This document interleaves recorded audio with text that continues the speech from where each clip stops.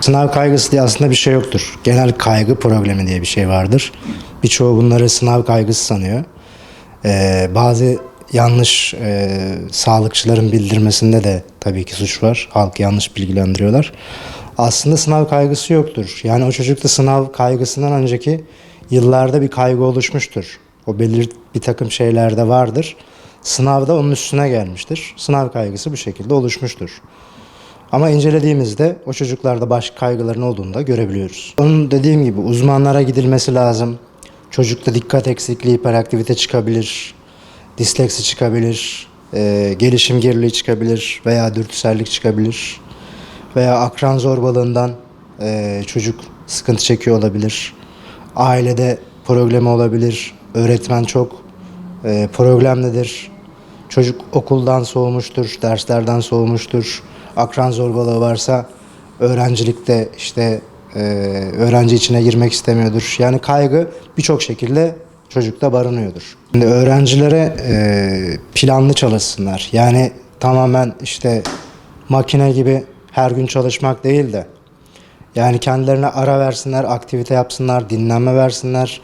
Bir çalışsınlar, bir aktivite versinler, dinlenme versinler. Yani sürekli çalışmak da bir süre sonra nefret etmelerini sağlayacak. Hani derse hiç gitmeyecekler. Ama ara ara bir şeyler yaparlarsa hem beyin de dinlenmiş olur, hem onlar da daha mutlu, daha böyle sakin halde sınava hazırlanmış olurlar. Ailelerden de isteğim yani sürekli ortalıkta gezen işte yaşam koçu, eğitim koçu veya öğrenci koçu dediğimiz şeyi zaten öğrenci koçluğu ve eğitim danışmanlığı, eğitim koçluğu adı altındaki şeyi artık çoğu öğretmenler yapmaya başladı. Aslında bunu psikolog veya ruh sağlığı uzmanı dışında kimse yapamaz. Ya bunun içinde çünkü sınav kaygısına müdahale vardır. Sınav kaygısından veya kaygı bozukluğundan veya psikolojiden anlamayan insanlar da buna müdahale edemez.